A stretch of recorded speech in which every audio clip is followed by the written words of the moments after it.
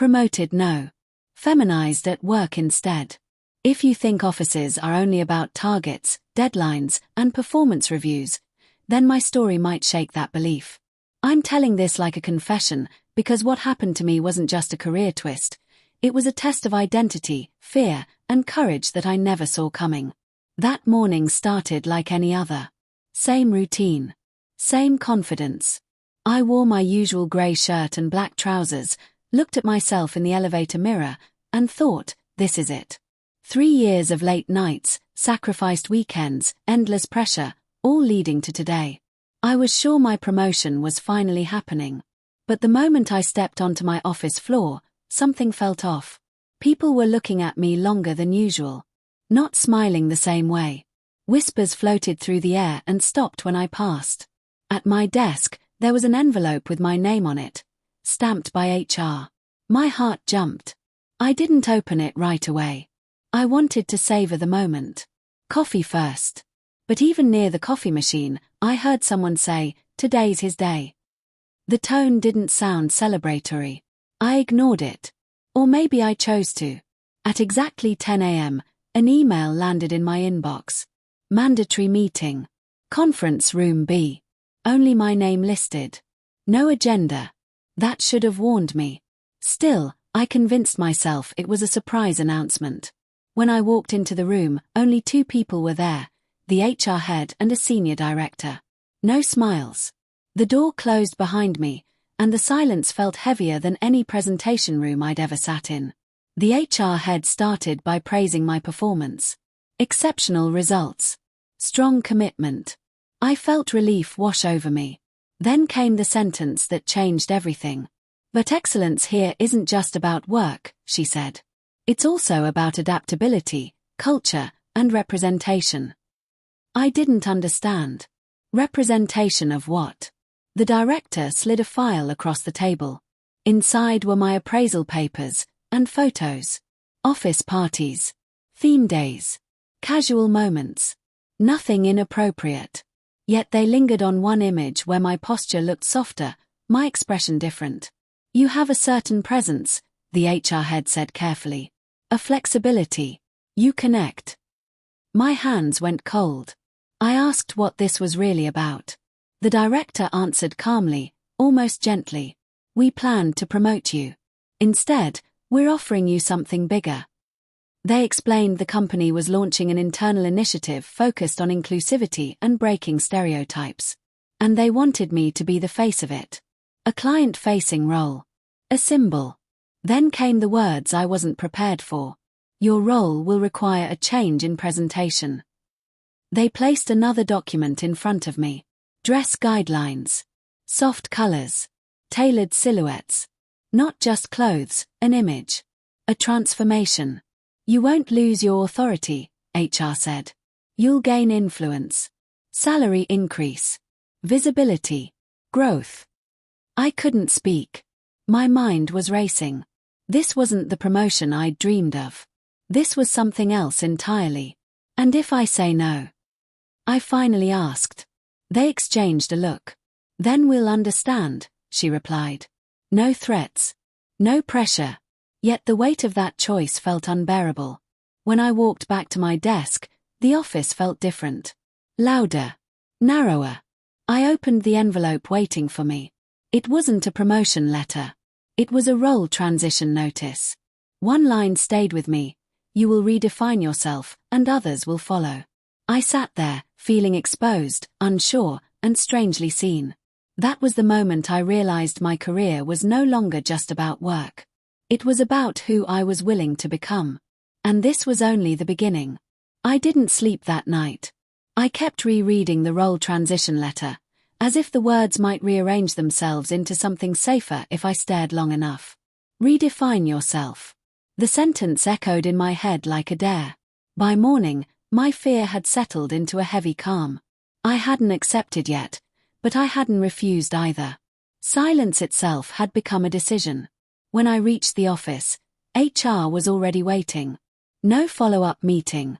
Just a quiet nod and a keycard update. That's how I knew. The company had moved forward, assuming I would too. My first official day in the new role wasn't announced. There was no email blast. No explanation to the team. Instead, a small box sat on my desk when I arrived. Inside were clothes, neatly folded, along with a note that said, "Wear what helps you lead." My hands shook as I touched the fabric. It wasn't dramatic or extreme. It was subtle. Neutral tones. Soft lines. Professional, but undeniably different from what I'd worn my entire career.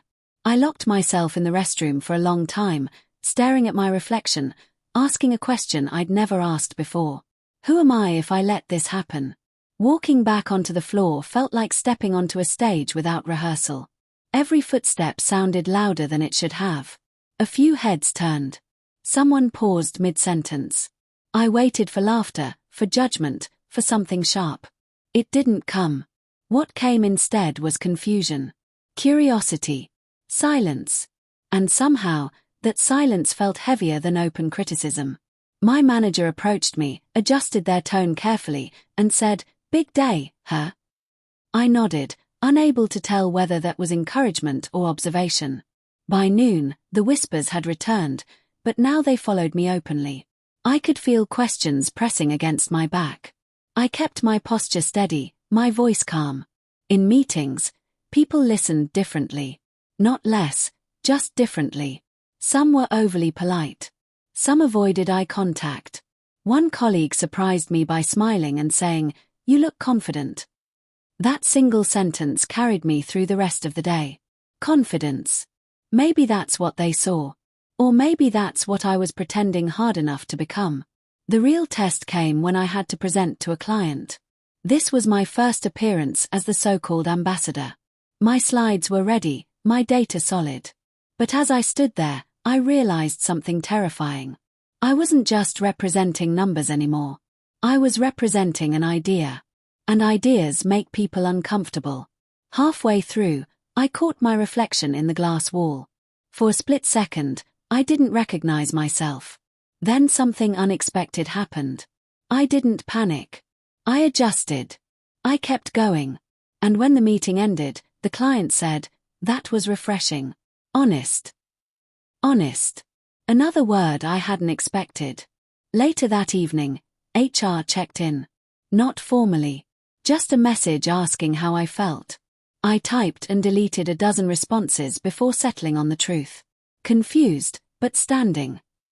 Their reply was simple. "That's enough for today." As I packed up to leave, I realized I'd made it through without breaking. Without apologizing. Without hiding. The fear hadn't disappeared, but it had changed shape.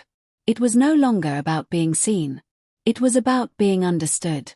At home, I caught my reflection again, this time without the office lights and glass walls. I looked tired. But I also looked real. For the first time, I wondered if this role wasn't just something being done to me. Maybe it was something pulling out a version of me I'd buried under routine and expectations. That thought scared me more than anything else. Because if this wasn't forced, if some part of me belonged here, then what did that mean for everything I thought I knew about myself? The next day would bring reactions I wasn't ready for. Resistance. Support. And a choice that would define whether this transformation was temporary or permanent. The pushback didn't arrive loudly. It came in small, sharp moments that cut deeper than open confrontation. A meeting invite removed my name. A decision made without looping me in. A joke that stopped halfway when I entered the room. By the third day, I understood the message clearly. Not everyone was ready for what I represented. And some people never would be. The hardest part wasn't the resistance itself. It was recognizing the faces behind it. Colleagues I'd mentored. People who once praised my leadership. Now they looked at me like I'd broken an unspoken rule. One afternoon, a senior colleague finally said what others wouldn't. "This is just a phase, right?" he asked, leaning back in his chair. His tone was casual, but his eyes were searching for reassurance. Reassurance that this version of me wouldn't last. That things would go back to normal. I realized then that normal was a comfort I could no longer offer. I answered honestly. "I don't know," I said. And for the first time, not knowing didn't feel like weakness. It felt like Truth.HR called me in again, this time not to guide me, but to warn me. Productivity complaints. Team discomfort. Unofficial feedback. They weren't threats, just facts presented with careful language. Change always creates friction, they said. But you need to decide how far you're willing to go. That question followed me all the way back to my desk. How far? Far enough to lose respect. Far enough to lose myself. Or far enough to finally stop pretending. That evening, I stayed late. The office emptied out, lights dimmed, and the building felt honest in a way it never did during the day. I sat alone, replaying moments from my career. Every time I'd adjusted my tone, my body language, my reactions just to fit in. I realized I'd been performing long before this role existed. The only difference now was that people could see it.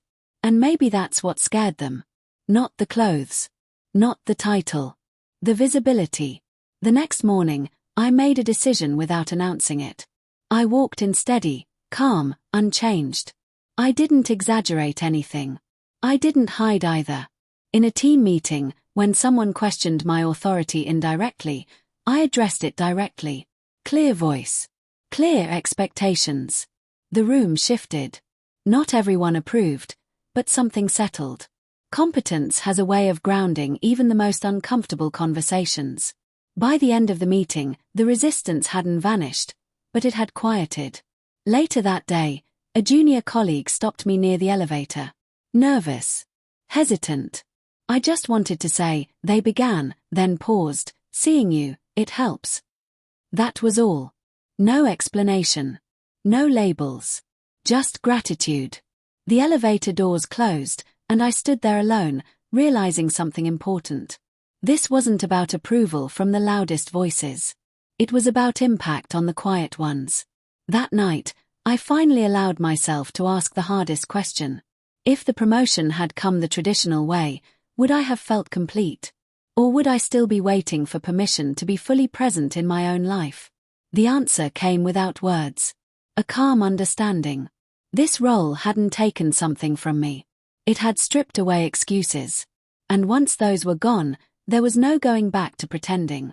The next step would test everything I'd built so far. A public decision. A company-wide moment. One where I'd either step fully into this identity, or retreat for good. The announcement came on a Friday afternoon, the worst and best time for honesty. Company-wide town hall. Mandatory attendance. Cameras on. Chat enabled. When the email landed, my chest tightened.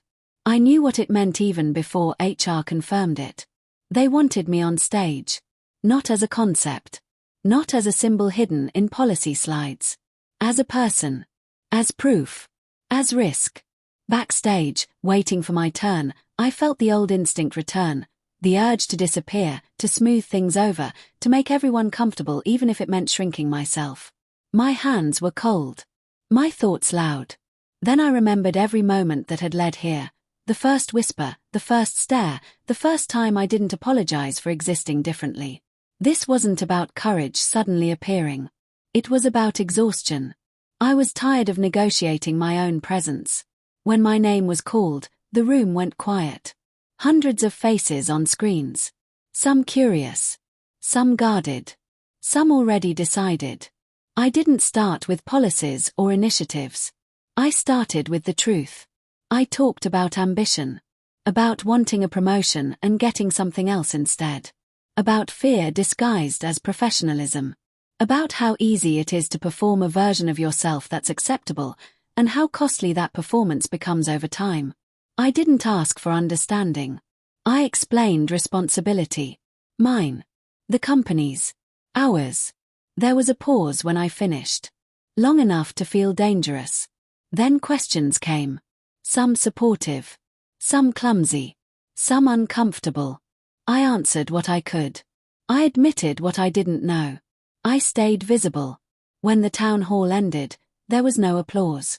And strangely, I didn't need it. Silence, this time, felt earned. The following weeks changed everything. Not overnight. Not magically. But steadily. My role stopped being about explanation and started being about leadership again. Teams adjusted. Some people left. Others stepped forward.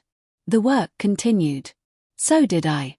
I stopped thinking in terms of what I'd lost and started measuring what I'd gained: clarity, presence, alignment. I wasn't braver than before. I was just done hiding. One evening, as I packed up my desk, I found the original transition letter folded in a drawer. I reread the line that once terrified me. You will redefine yourself, and others will follow. I smiled, not because it had been easy, but because it had been true in a way I hadn't understood then. The promotion never came with a new title. It came with ownership of my own story. Today, when new hires ask me about growth, I tell them this: success isn't always moving up. Sometimes it's standing still long enough to be seen as you are. I wasn't promoted the way I expected. I was transformed. And in that transformation, I found something far more valuable than a title. I found myself.